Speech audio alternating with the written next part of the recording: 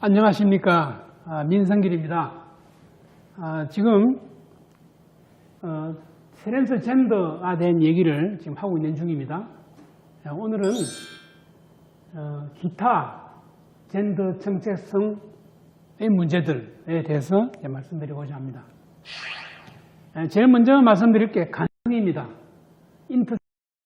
근데 이 간성은 이제 설명 들어보시면 아시겠지만 질병입니다. 이런 모습인데 태어날 때 이런 모습이라서 이게 남자인지 여자인지 잘 구별이 안 되고 이제 그래서 염색체를 조사해 보면 XXY 이런데 이제 문제가 있어가지고 이게 남자도 아니고 여자도 아닌 중간 애매한 이런 이제 모습을 가진 아이들이 태어납니다.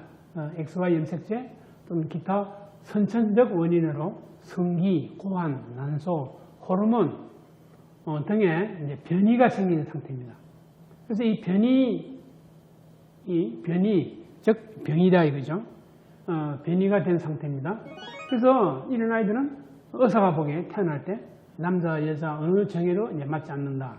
몇 가지 종류들이 많은데 이제 터너 증후군, 클라인펠터 증후군, 아데노 제니탈 신드롬, 슈도 헬마프로디티즘, 반음양증이다. 음양이 구별되지 않고 반반이라서 이제 가짜처럼 보인다. 이런 것입니다. 이게 이제 진짜 음양증이 있죠. 이거는 신화에 나오지만 인간에게는 실제가 없습니다. 그리스 신화에 보면 남녀 몸이 그대로 똑같이 존재해요. 한 사람한테. 그걸 이제 슈도 헤마프로다이트, 신화적 존재인데, 이제 이런 경우는 반반씩 섞여 있다 해가지고 이제 슈도입니다. 가짜다 이거죠. 가짜 반음양증이다. 그 다음에 남성 호르몬 불감성 증후군. 남성 호르몬이 나오지만 그걸 인체 세포들이 그걸 인지하지 못해서 이제 남자도 아니고 여자도 아닌 테스토스테론 효과가 없어져 버린 그런 상태로 태어난 사람. 이 종류도 또 많습니다. 이것 말고도 또 이제 아주 드물지만 어떤 특수한 유전자의 일부 하나가 이제 변형을 일으켜서 이제 그런 슈도 헬마프로디티즘이 생기는 경우가 있습니다. 의학에서는 이것은 이제 병이에요. 선천적 기형. 이제 요즘 인권 문제가 많고 이제 간도 존중해 준다 이런 의미 때문에 이런 병적이라는 말을 하면 좀 듣기가 거북하죠. 그래서 이제 요즘 많은 병명들을 아주 모더레이트, 좀 이렇게 애매하게 바꾸는 수가 많이 있어요. 예를 들면 간질이라는 병도 뇌전증이라는 말로 바꿨죠. 근데 옛날에 이제 나병, 문둥병이라는 것도 듣기 이제 싫으니까 한센병이라고 그래요. 요즘은 또 정신분열병도 이제 듣기 안 좋다 해서 조현병이라는 이름으로 바뀌었어요. 조현병 하면 무슨 말인지 모르죠. 그냥 한자를 보면 또 이해가 됩니다. 현은 이제 현을 고른다. 바이올린이나 금고 현을 말하죠. 조절한다 이거죠. 이게 현이 잘 조절되면 음악이 나오는데 그 현이 조절되지 않으면 잡음이 나오겠죠. 그래서 조현병이란 조율이 되지 않는 그런 어떤 병이다. 이런 뜻에서 그런 말을 새로 만들었습니다. 그래서 일단 이제 질병이라 그러니까 이제 듣기 좋아하지 않고 그게 왜 병이냐? 타고나는 거니까 병이라고 부르지 말고 그대로 존중해 주자. 근데 옛날에는 이걸 병으로 보고 어린 나이에 빨리 이제 수술을 해주고 했습니다. 그래서 지금 이게 현재는 모든 국제 질병이나 이런 데서 우리나라도 마찬가지인데 불확정성 및 거짓 반음양이라는 병명으로 이제 쓰이고 있고 수술을 받을 수가 있어요. 그럼 어떻게 치료하느냐면 전체 모양을 보고 어느 쪽 성으로 결정할 건가를 정한 다음에 또 아이를 어떻게 기를 것인가를 빨리 결정해서 이제 그쪽 모습으로 이렇게 수술을 해주는 겁니다. 그래서 이제 소아과, 비뇨기과, 정신과 의사들이 이제 호르몬, 내분비까지 합쳐서 이제 염색적 검사하고 부모 의사 등을 종합해서 검토해서 결정하고 부모가 승인하면 성전환 수술을 하게 됩니다. 그리고 만일 부모가 수술하기로 결정한다면 가급적 3세 이전에 수술을 하는 게 좋아요. 그래 애가 자기 몸에 대한 인식, 아까 성 정체성이 생기기 전에 수술해놓고 그게 생겼을 때 자기 몸을 보고 그에 따른 정체성을 가지도록 스무스하게 정체성을 가지도록 이제 해주는 게 옳다. 안 그러면 아이는 그 정체성이 어떤지 모르고 있다가 나중에 그 자기 몸을 발견하고 혼란에 빠집니다. 그런 걸 막기 위해서 이렇게 한다. 이때 염색체를 기본으로 반드시 맞춰서 그게 수술하는 것은 아니라고 합니다. 여러 가지 상황을 봐서. 그러니까 하여튼 염색체는 뭐 여성에 가까운데 남자로 수술해 놓으면 뭐 그런 경우는 나중에 이제 임신하게 하지 못하죠. 어쨌든 대부분의 간암 환자들은 나중에 임신 능력이 사실 없습니다.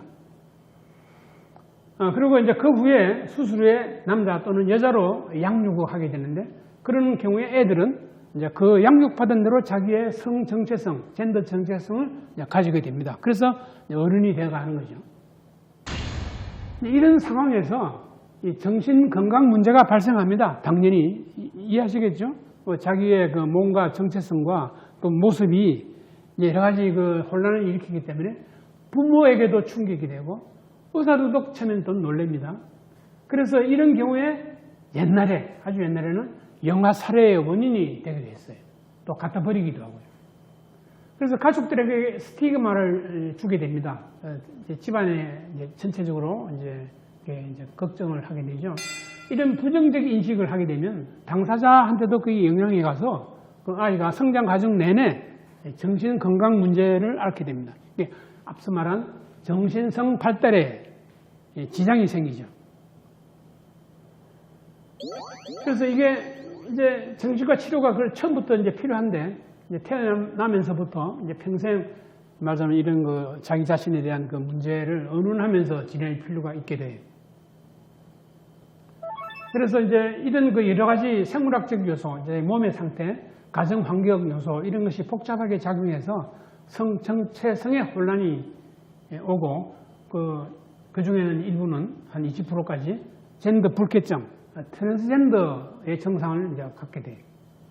그래서 계속적인 정신과 치료가 필요하다.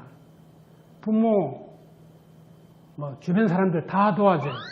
그래서 의사들의 경우에는 다 학제, 정신과, 내과, 소아과, 산부인과, 비뇨기과까지 이런 분들이 같이 팀을 이루어서 이런 사람들을 도와줘야 된다. 의사들도 이런 간성에 대해서 편견이나 역전의 현상을 가지면 안 돼요. 이 역전의 현상은 이제 정신분석적 개념인데, 이제 그 환자 상태에 대해서 자기 자신의 성적 갈등을 가진 것으로 대응하는 거죠. 이제 다음에 이제 기회가 있으면 전이 또는 역전의 현상에 대해서 좀 아시면 참 도움이 됩니다. 인권 문제가 이제 나타났어요. 그전에는 이 사람들에 대한 인권 문제가 이슈가 되지 못했는데, 아까 말씀드린 대로 전에도 말씀드렸지만 성혁명, 그 다음에 인권 문제가 대두되면서 성소수자 인권 문제도 이제 대두됐어요. 그러니까 동성애, 트랜스젠더 다 인권 문제가 되고 이제 간도 거기에 해당되죠. 그래서 이제 인권론자들이 간자들이 어릴 때 자신의 의사를 표현할 수 있기 때문에 그때 부모나 의사가 그 성을 결정하면 안 된다 이거예요. 그 아이의 자신의 의견을 존중해야 되기 때문에 그 아이가 자라서 판단할 때까지 수술하지 말고 기다려라 하는 것이 인권론자들의 주장입니다. 그 전에 어린아이가 모른 채 부모들이 어른들이 결정하는 것은 비윤리적이다. 그런데 대부분의 전문가들, 보통 우리가 상식으로도 생각해보면 알 수 있는데, 부모나 아이의 이후에 안정된 행복된 삶을 위해서는 어려서부터 이걸 딱 정해주는 것이 그냥 좋다 이거죠. 나중에 네가 결정을 하라 그러면 아주 오히려 더 이제 불안정해질 수 있습니다. 그래서 어릴 때 몸과 또 정체성이 일치하도록 해주는 것이 건강한 발달을 위해 중요하다 이렇게 우리가 판단합니다.